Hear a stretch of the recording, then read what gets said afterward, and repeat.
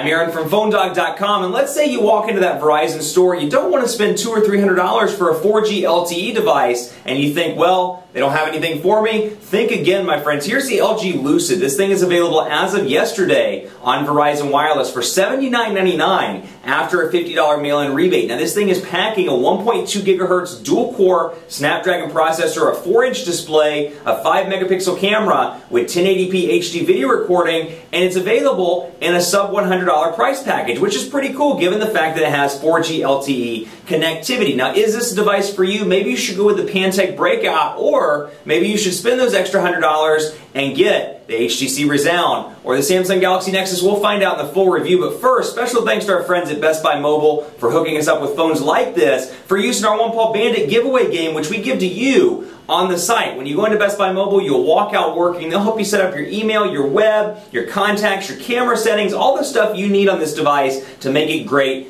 out the door. Best Buy Mobile will help you set it up. Let's take a look at this now. LG Lucid, is this the must-have under $100 4G LTE device? We'll find out starting right now. You walk into the Verizon store, right, and you see the Galaxy Nexus, you see the HTC Resound, but you're seeing price tags of like $199 and $299, and you're like, look, I don't really need the highest-end phone. I just want something with 4G LTE connectivity that works relatively well. Well, this device is probably going to appeal to you. This is the LG Lucid. It's available now, actually as of today, on Verizon Wireless for $79.99 after a $50 mail-in rebate. That's with a 2-year agreement, but $80. $80 gets you a dual-core processor. And you know, it's funny because I think they're kind of mimicking AT&T, mimicking T-Mobile, some of these other carriers that are picking up devices between $99 and $149.99 that are pretty decently spec devices with like dual-core processors and cameras with 1080p HD video recording and more. So you're getting stuff like that over here in the LG Lucid. To give you a quick rundown, 1.2 gigahertz dual-core processor. Let me focus out on this a little bit so you can get more of an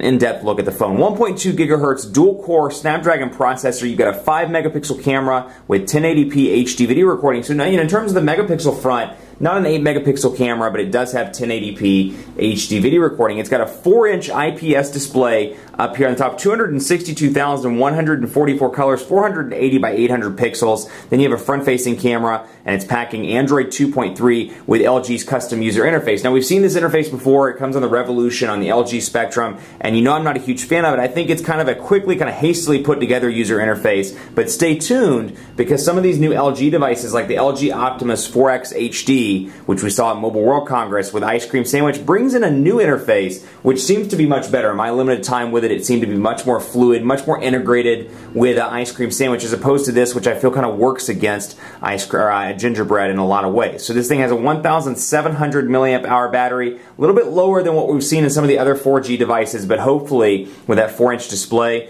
it won't eat up battery too much. You can see this little nifty battery widget I have. This is Battery Life by Curvefish. It's available in the Google Play Store.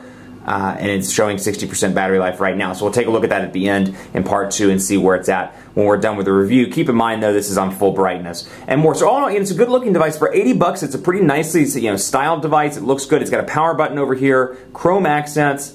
It has a power button. Congratulations, you get a power button on your phone. Volume rocker over here, micro USB charging port. You've got your 3.5mm headphone jack up top. And it's got kind of this kind of sleek look at the back here where it kind of slips over and you've got the same chrome thing on the side and your camera on the back and then 4G LTE logo and of course your speaker on the back. 4-inch display is going to be a nice sweet spot for a lot of people. I'm really pleased with the way it fits in the hand, and again, it has a nice design to it. So for $80, you really can't go wrong here. And we'll talk a little bit more about the speeds and some of the results later in part 1 and in part 2, but show you LG's user interface. First of all, you get 7 home screens in this device, and much like other user interfaces, you can pinch and take those out and see the 7 home screens all at once. Now, one thing, I talked about this in the unboxing, one widget I just have to show you that I love, and I don't know why they haven't done this sooner, the dialer widget. This is something LG has done a great job with. The dialer widget allows you to dial directly from the home screen, so theoretically you could get rid of the phone icon if you wanted to and just dial from here. So you can hit 611, hit send, automatically opens up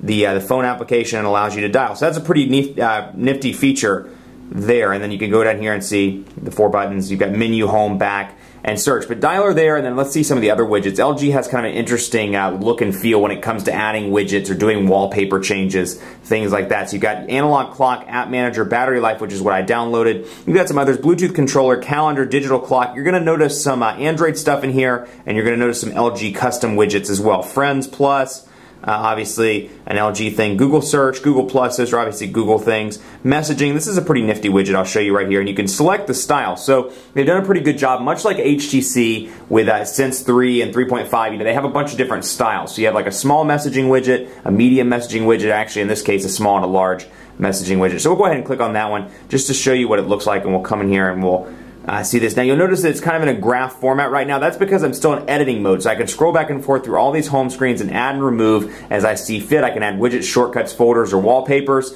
just like I can on typical Android devices, but the layout is a little bit different here. So we'll see wallpapers, and we'll go in and we'll take a look. Actually, we'll do this little pencil one. That looks pretty unique. So you can change the wallpaper, and then when you're done, you can either hit back or just hit home, and it'll take you right back, and you'll see that the wallpaper's changed. There's the dialer widget, and there's the messaging widget. Now the downside is you can't customize the widgets like Motorola's user interface or TouchWiz 4 with a lot of the widgets, so you know you're kind of stuck with the size. So if you're in an area like this where you've got a little bit of space down here at the bottom, perhaps room for one widget, one long widget, you may not be able to do it with LG's custom user interface. But hey, that is what it is, right? Out of the box, you get some communication, Verizon wireless stuff, and you'll see that it's all organized in folders, which can be opened and closed just by clicking on the folders themselves. I did not mean to click on Backup Assistant. Let's go back and hit Media, close those out so you can see what it looks like with everything closed. You can manage apps and manage categories. You can add new categories. You can move these around. So if you use, let's say, News and Search, you may want to move News and Search up to the top, and then we'll go ahead and go back.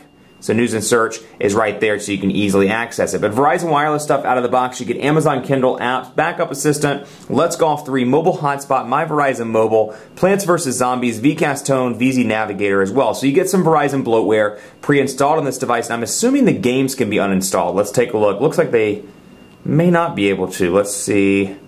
Yeah, I guess the games can't be uninstalled, but you know, usually they'll allow you to uninstall the games, but unfortunately with a lot of the Verizon stuff, you can't uninstall it. So you don't want VZ Navigator, you want to use Google Maps instead, you're unfortunately out of luck. And let's see if Google Maps actually comes pre-installed on this device, because we had that issue in the past where it didn't. So it looks like Maps is not enabled. No, actually I saw it earlier, so I know it's out here out of the box. Let's see. Maps. Actually, I kid you not, I actually did a software update right before this video. Oh, there it is, never mind. Scratch that, Maps is here, out of the box. You have Google Maps. You know, previously they were actually removing Google Maps on some of the older Verizon devices and making you reinstall it by going to the Android market, what was then called the Android market, but it looks like it's pre-installed on the Lucid now. So, messaging interface here, you're going to notice you get two keyboards, the LG user interface keyboard and then the swipe one as well. So LG's keyboard looks and feels like another device in the market. You're actually, as soon as I start typing, you're going to recognize the sound. Quick Brown Fox is happy. Not my favorite keyboard in terms of autocorrect and in terms of overall usability, but it's available there. You've got swipe, and of course you can download some other stuff in the Android market, Google Play, the Play Store. One of my favorites is Ice Cream Sandwich Keyboard. It's free. There is a paid version as well, but it kind of mimics Android 4.0's stock keyboard, which is particularly nice. Let's take a look at browser as well. 4G Lte connectivity here, so you're going to get some nice speeds for 80 bucks. We'll come into phonedog.com, the best phone news and phone reviews, and we'll see it load up. You can see LTE is moving relatively quickly right now, very, very fast. And let's roll through and let it open up this app, or open up this website. So you can see pinch to zoom, you know, not loaded fully yet, but pinch to zoom still relatively responsive. We'll wait for it to complete loading before we make any judgments. But you can see menu here, and you can see the windows that are open, and I can easily access a second one. So, you know, I'm a big fan of having that page preview like that. I think it's pretty beneficial. I didn't mean to open up a second window of PhoneDog, but you get the idea. And you can scroll back and forth between those two and easily see. Now, I've made this case before in a lot of LG videos, so if you've watched my videos on the Revolution, the Spectrum, I'll tell you this, I'm not a huge fan of LG's user interface. I do think it's a little bit bloaty and kind of, it doesn't work well with gingerbread, but I've also said that I think that for the high-end devices, this is not a high-end device, this is, unfortunately, you know, it's crazy to say a dual-core device is a mid-range phone, but in 2012, it kind of is. It's a mid-range device, high mid-range to low high-end device. That said, I'm okay with LG's user interface on it. I think for the $80 price point, this is a pretty decent all-around device. The interface does an okay job, but that said, when you look at like the $299 or $199 things like the Spectrum and the Revolution, and you compare those against some of the other devices on the market on Verizon, like the Galaxy Nexus or the Resound, I think you get a better user interface with those, or a better overall experience with those. So if you're paying the same money, it's one thing, but hey, 80 bucks, you can deal with the LG user interface in its current form. Pinch to zoom, relatively responsive, little to no lag, and you can see transition effects are nice and fast as well. So that dual-core processor is really doing a good job and working well. Now, LG's made a point to say that this will be upgraded to ice cream, or is upgradable to ice cream sandwich. So hopefully we'll see this before the end of the year. Pick up ice cream sandwich. So visual voicemail pre-installed as well. $299.99. $299.99. Wow, $299 per month. Clearly, I have not had enough coffee this morning. $299 per month for the visual voicemail feature. And just to show you what the phone application looks like when you actually go into it, you can see the island keys here with some shortcuts, call log, contacts, and groups. And then down here you got your call button, your voice activation, your visual voicemail, and then I can easily text message. So frequently called is 611, and then I can message that, and it brings me right into the messaging interface so I can access that and send messages to my friends.